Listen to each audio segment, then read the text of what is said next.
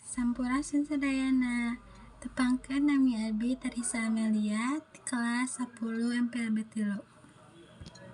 Di dieu abdi bade ngadongengkeun ngeunaan Sangkuriang. Sangkuriang teh budak Dayang Sumbi.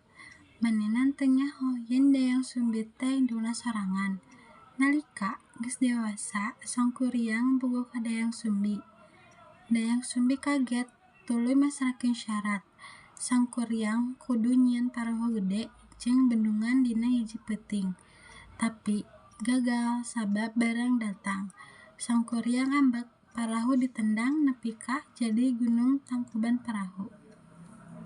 Sakitu dongeng anu ku abdi disampeurkeun.